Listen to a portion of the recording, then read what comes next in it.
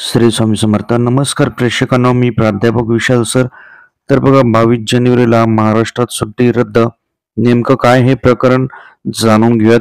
याआधी चॅनलला नवीन असाल तर नक्कीच चॅनलला सबस्क्राईब करा आणि बेल आयकॉन नक्की प्रेस करा. त्याचप्रमाणे अधिक माहितीसाठी गुगलवर nanafoundation.in या वेबसाईटला सर्च करा. या ठिकाणी तुम्हाला 10वी 12वी सरकारी नोकरी, विद्यार्थी शिष्यवृत्ती, 10वी 12वी बोर्डाच्या नोट्स, सरकारी योजना याची माहिती भेटेल. तर नक्की गुगलवर सर्च करा.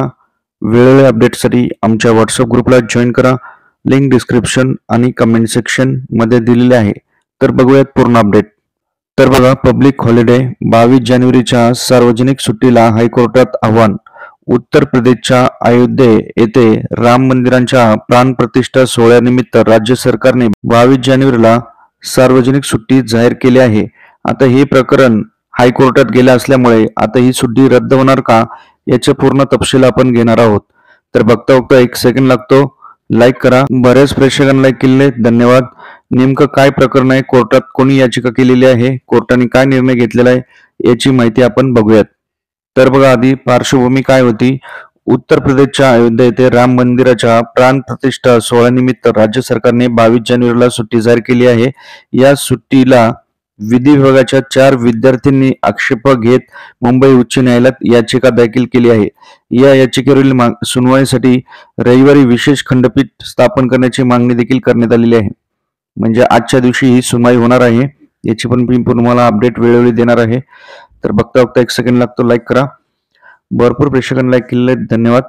राज्य सरकारने प्राण प्रतिष्ठा सोहळ्यानिमित्त सोमवारी सार्वजनिक सुट्टी जाहीर केली आहे. 19 जानेवारी रोजी सरकारने प्रसिद्ध केली. या अधिसूचनाला स्थगिती देण्याची मागणी शिवांगी अग्रवाल, सत्यजित साळवे, वेदांत अग्रवाल, खुशी बांगिया यांनी हायकोर्टात याचिका दाखल केली आहे. या सुट्टी विरुद्ध ही सुट्टी कॅन्सल आणि रद्द व्हावी म्हणून. मित्रांनो, आपल्याला काय वाटतं, यांची मागणी योग्य आहे का अयोग्य, कमेंटमध्ये नक्की कमेंट करा. आणि बघता बघता 1 सेकंड लागतो. लाईक करा. आपण जर प्रभू श्रीरामांचे भक्त असताल तर नक्कीच लाईक आणि व्हिडिओला शेअर करा.